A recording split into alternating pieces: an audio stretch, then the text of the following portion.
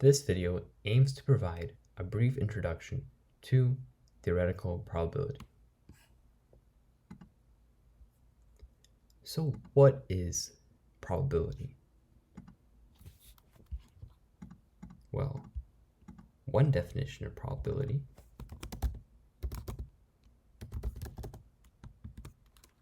is the likelihood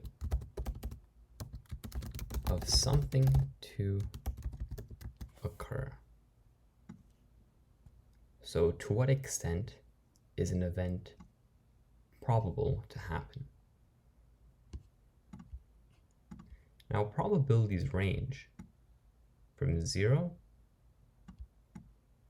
all the way to 1. And very roughly speaking, a probability of 0 means that an event is impossible to happen, and a probability of 1 means that it must happen, or that it's certain. Now, I say roughly speaking, because technically, it is possible to have an event which, well, is possible, but has a probability of 0. However, this is beyond the scope of this video. So for the purposes of this video, 0 means that something cannot happen, and 1 means that it must happen. So what we can do is create a function that models the probability of something happening. Now we call this a probability function. And what I'm writing here is P, the probability of X equals something. So depending on what X is, this probability function will spit out a value of between 0 and 1. So let's imagine that we flip a coin. Have a coin here. Not the best at drawing coins, but I think you get the picture. We have a coin. One side is tails, on the other side it's heads. Now let's say we flip the coin. What's the probability of getting heads on that coin? Or actually, what's the probability of getting tails? Because I put a T here and a T here. So what's the probability of when you flip that coin that you get tails? Well, the way you find out the probability of anything is you look at the number of desired outcomes and you divide that over the number of total outcomes. So that's essentially what this probability function is doing.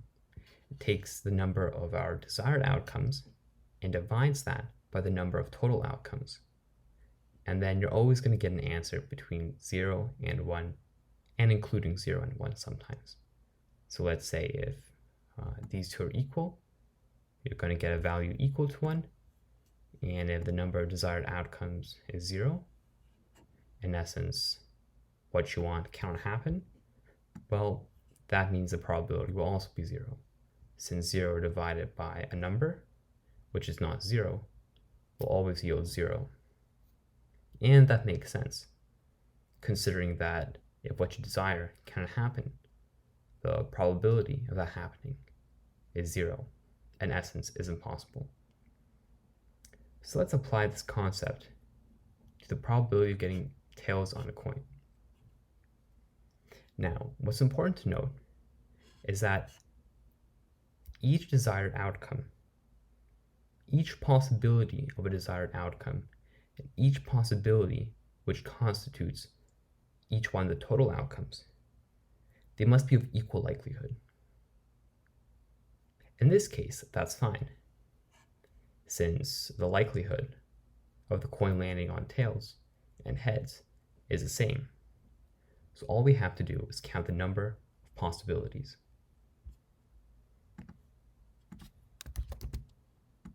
So if we want the coin to show tails, how many desired outcomes are there of that? Well, there's only one. And how many total outcomes are there? Well, it can be either heads or tails, discounting the fact that the coin might land on its side, which means there are 2 total outcomes. So that means the probability is 1/2, which is also equal to 0.5. And we can say that's 50%. So the probability of a fair coin landing on tails would be 50%. And likewise, it would also be 50% for heads, because there's only one desired outcome, heads, and 2 total outcomes. The number of total outcomes does not change.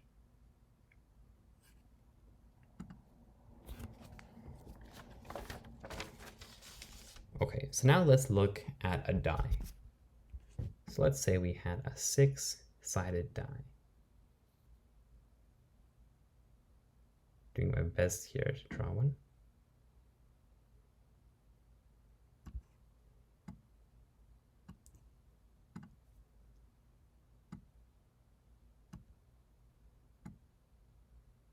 Of course, they have dots on them.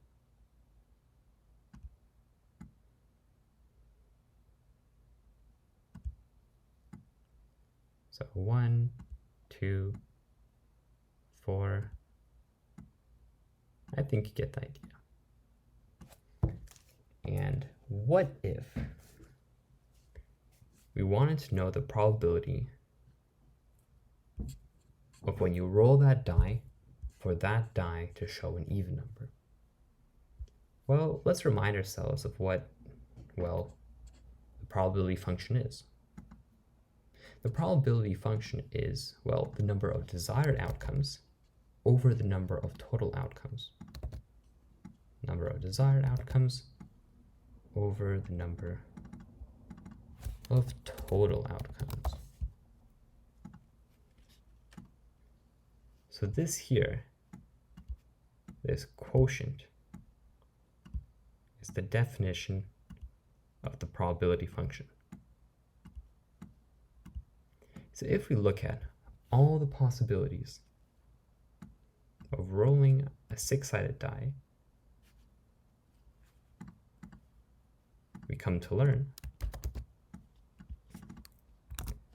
that we can either roll a 1, a 2, a 3, a 4, a 5, and the last one is a 6. So we can roll one of these.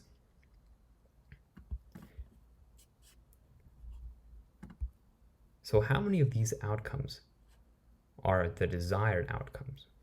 Well, it's desirable if we roll a 2, it's desirable if we roll a 4, and it's also desirable if we roll a 6. So these are our 3 desirable outcomes. So the probability of, let's say,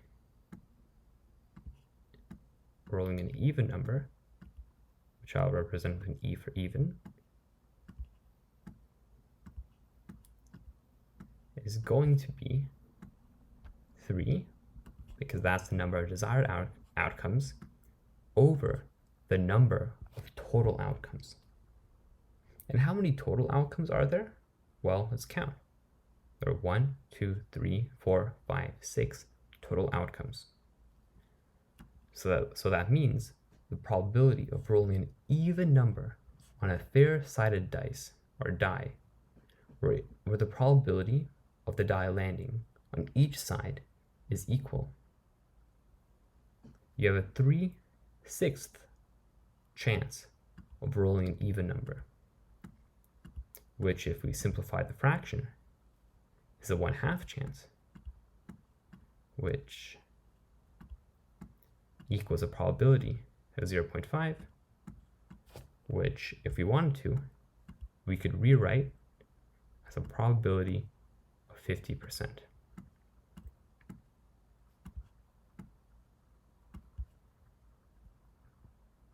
Now, what if the desired outcome was to just roll a 3?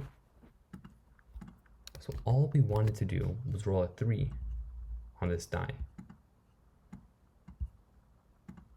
Well, we know that the probability of rolling a 3 will be equal to the number of desired outcomes, so a 3, over the number of total outcomes. Since we're using the same die, the number of total outcomes will remain the same, so 6. And how many desired outcomes are there? Well, we want a 3, so there's only 1.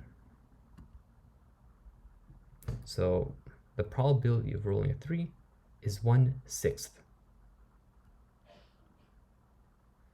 Now what's interesting